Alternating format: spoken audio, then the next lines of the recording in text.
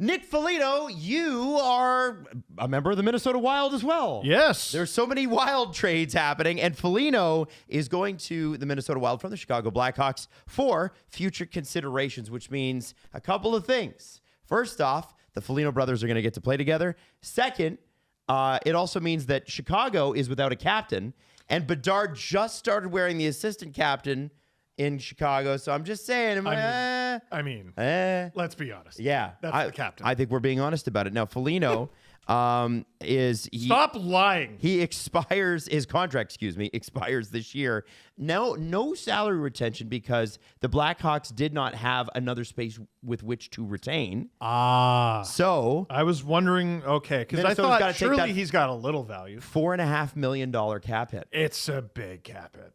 Yeah. So yeah, I don't know if that caps Minnesota out of the rest of the dealings this deadline. According to Puckpedia, they've got $5.2 million, but their projected space at the end of the year will be 1.1.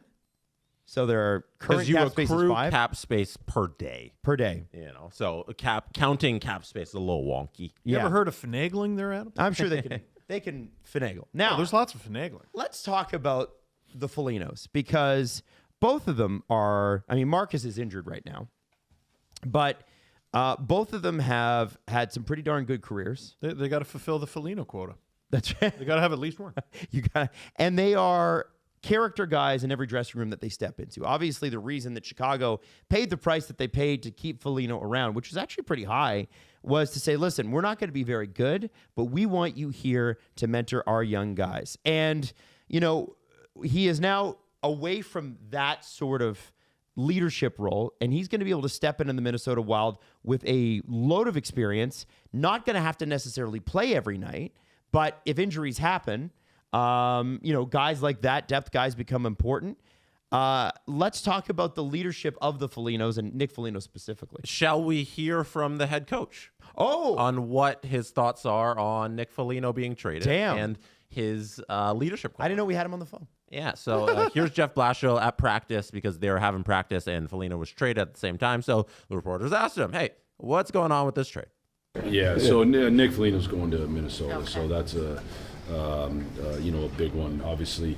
I'm happy for him. As I said yesterday, I wish we were 10 points in and none of this happens, but we're not. And for an opportunity to go and play with your brother, be part of something with your brother, I got a brother, and it'd be an unbelievable thing. And so I know, that means a ton to him and his family. I know how important that is. Who's playing the drums? And then for me personally, he's been awesome for me and awesome for this organization. But for me personally, coming in here this year, having a chance to try to create culture, and with the helps of Murph and Dickey, Bert, all our vets, we've just had great Papa Bears that have helped these young guys along, and Nick certainly led us in that. And he's been a great sounding board for me. Been around the league a long time. So when I had things that I wanted to kind of discuss and get a feel for from a player's perspective, I could always lean on him. And he's an outstanding human being, one of the best I've been around. And so I'll miss him personally, and we'll miss him as a group. 3 things. I know, Steve, you're antsy to get your stats out, but 3 things. 1, thank you to the CHGO crew for providing that video immediately at practice. That's awesome. Thank you. Second thing, having Nick Foligno there as a captain in Chicago is clearly like having another coach. You can hear it from the coach and how much he appreciates that presence there. And the third thing, he also announced that Dickinson and Bert, Tyler Bertuzzi, as he calls him, Bert, will be the new A's on the team. Okay. Yeah. Interesting. Anyways, go ahead, Steve. Wait, Dickinson? Jason? Jason is now an Oiler. Oh, sorry. Who am I thinking? Who are you thinking? I'm not sure. I was like, oh, that's a good pick. Wait, what? What did I read? Pardon? Sorry, there's a lot going on today. Yeah. Sorry. Yeah, with the leaving of Jason Dickinson is what I meant to say. Sorry. Got the it. departure of Dickinson and Foligno, Bert gets the A. Got it. Sorry. Thank you. So it's interesting. We were just talking about this with the Bobby Brink video where Minnesota Wild trade David Jiricek for Bobby Brink. Who's going to slot where? And we were still talking about the center position with Minnesota. I don't think Nick Foligno is a center at this point in his career. He's even listed as a left wing.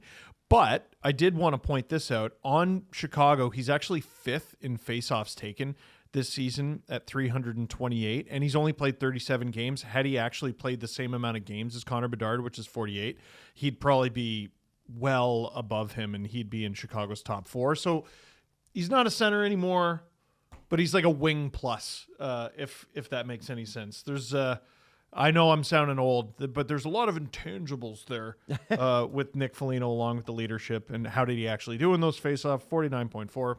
Not great, but the Blackhawks are not a very good faceoff team. This is the ultimate do right by a guy trade. Yes, like 100%. If we're making a pantheon of do right by a guys, this is number 1 probably.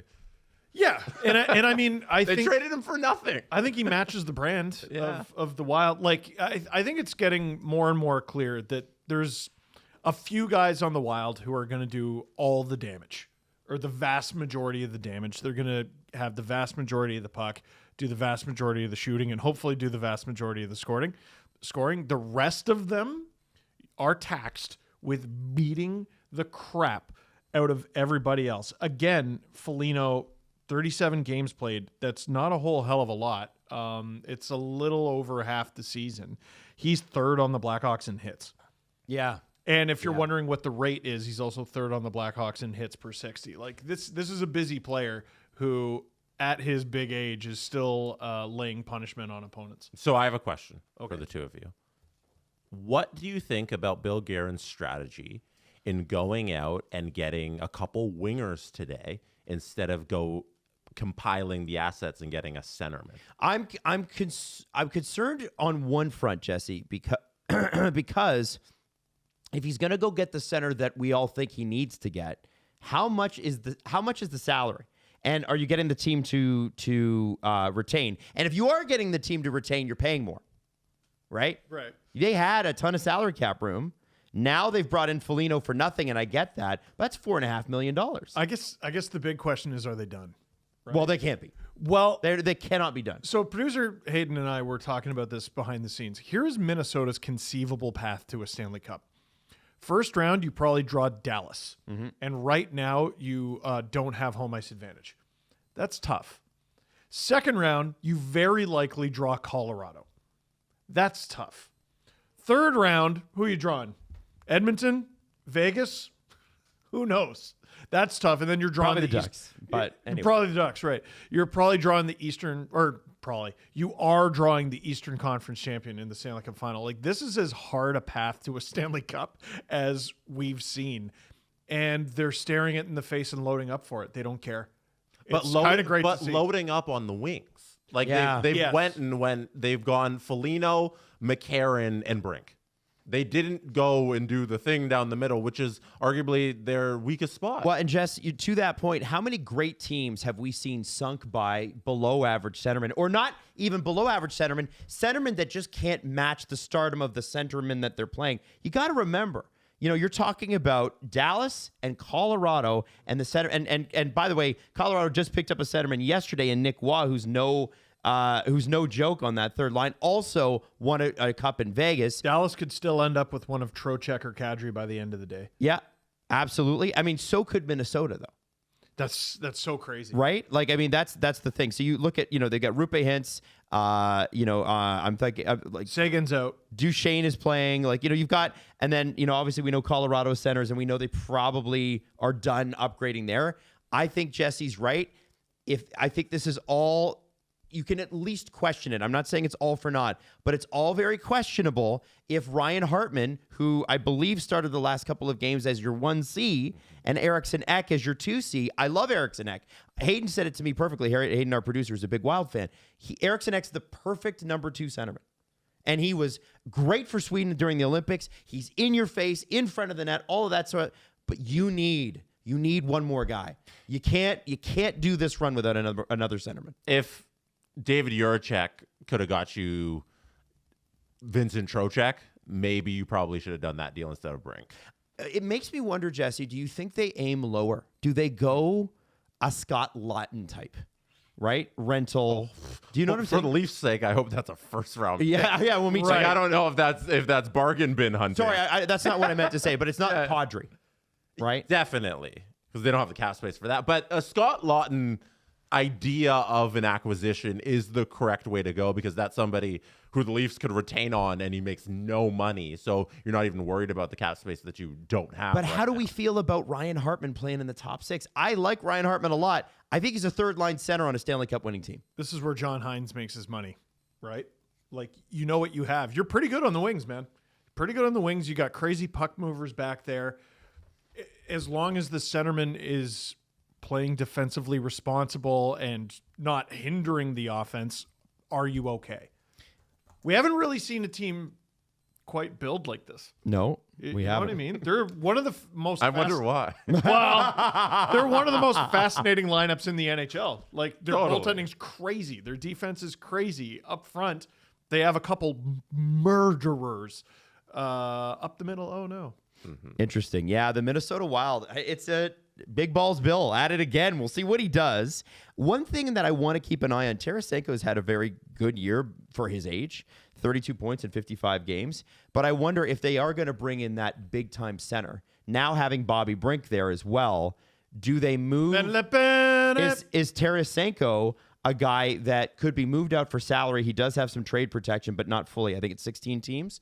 You could move him out to a team that could flip him to someone else. That's fascinating. And that could give you the money that you might need to go get a Nazem Kadri.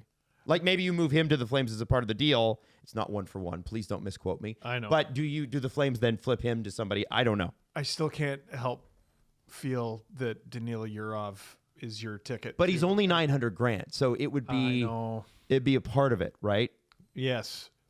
Yeah. Well, do you trade 2/3 of a line that's actually really clicking for you for an upgrade?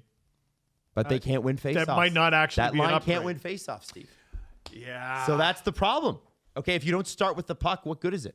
Especially in a tight checking series. It's not Saturday night, or it's not Tuesday night against St. Louis. It's every other night versus Dallas and Colorado. You're playing a cup contender every single time you show up to the rink for 2 months, if you're lucky.